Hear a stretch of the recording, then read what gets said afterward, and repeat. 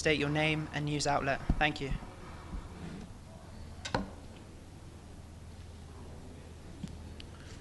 Good afternoon. In the past 48 hours, Iran has launched over 1,000 missiles and drones directly at Israeli civilians. They targeted every major population center in the north, center, and south of Israel: Haifa, Tel Aviv, Jerusalem, Bat Yam. On Saturday night alone, 10 people were murdered, including 5 Ukrainian nationals who were visiting Israel. You can look at this photo from a building in Bat Yam, which is a city south of Tel Aviv. This building was hit by a direct missile strike. 7 civilians were killed, 2 of them were children. Their attacks on our civilians have left 23 dead and more than 600 injured. Last night, 8 more people were murdered and almost 300 injured. Similar pictures like this one we saw in the cities of Bnei Brak, Haifa, and Petah Tikva. Iran's goal is to kill as many civilians as possible. They are not hiding it, they are boasting about it. That is a moral line between us. Iran aims its missiles at children while we target the regime's terror machine. Before we launched Operation Rising Lions, we uncovered clear evidence that the Iranian regime was preparing a war of extermination. They wanted to wipe Israel off the map. They wanted even worse than October 7th, but we stopped them, and we will ensure that it will never happen. We are determined to achieve our objective of Operation Rising Lions: to dismantle their nuclear program, to eliminate the threat of their ballistic missiles, and to neutralize Iran's grand extermination plan. Soon, the General Assembly will resume the debate on the topic of sanctions, and I have come with a clear message.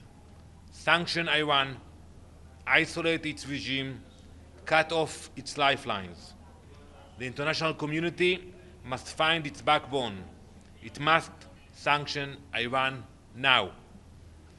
The longer the wait, the greater the calamity. Thank you. Batman Kalbasi, BBC Persian Ambassador. Since you had the last press conference here, over 200 Iranians have been killed. Majority of them are civilians. In the case of yesterday, there was an actual car bomb that went off in the middle of an intersection. Buildings are being attacked that are residential, not very dissimilar to this one. The claim that you're just attacking nuclear or military sites is plainly not true, because we are seeing images of civilians getting killed all over the place. That's one. The second one, the spokesperson for IDF this morning said to District 3 of Tehran to leave because their lives are in danger. There are over 300,000 people in that district.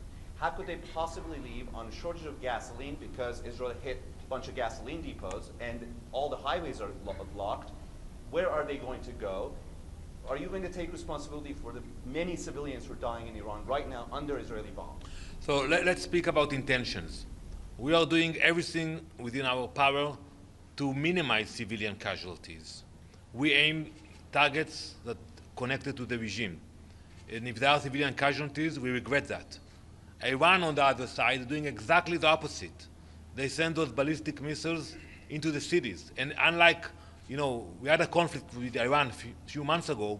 Back then, they were targeting military bases, Air Force bases.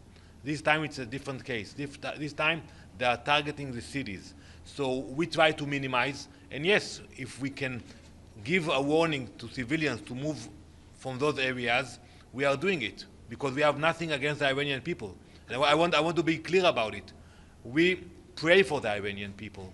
We care about the Iranian people. We know that they are oppressed by this regime, and we hope that the day will come that we can work with them, like what we did with them 46 years ago before the revolution. So we will do everything we can to minimize civilian casualties. But as you said, it's a war, and we have seen what happened in our cities. So we will continue to target the military sites in Iran. The defense secretary of your own government said the Iranian people in Tehran will pay the price. You clearly don't intend not to. No, he clarified his words, and here I'm telling you very clearly, we have nothing against the people of Iran. Do you think it matters your intention when they're dying under your bombs? Well, as I told you earlier, we are targeting military sites. We are targeting the facilities of the IRGC, the nuclear reactors, not like what the Iranians are doing. Please, Edith. Thank you very much, Mr. Ambassador. Two questions. First, the head of the Atomic Energy Agency, Rafael Grossi, said today that Israel had not hit the underground nuclear facility at Natanz. I believe you had said at the Security Council meeting on Friday that the facility had been destroyed and enabled. What is Israel's assessment of that? And secondly, you just said that you're trying to get information out to the Iranian people about Israeli targeting, and yet Israeli planes hit the TV station, the main television station of Iranian television, which the UN spokesman just criticized, saying media outlets should not, and journalists should not be targeted. Well, first I will, regarding your first question, we will not go into details, but we pushed back the nuclear program in the last few days, and we will continue with our efforts to push back the program. It's not a short operation. It's not similar to what we did in the 80s in Iraq when we had to attack one reactor, or in 2005 when we took care of the reactor in Syria. It's a much more challenging operation, and it takes time.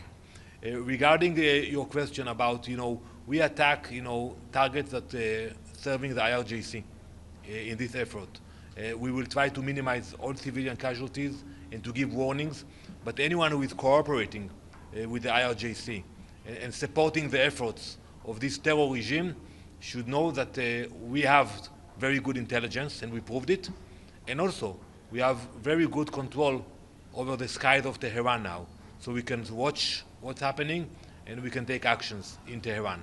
So is that why the television station was targeted?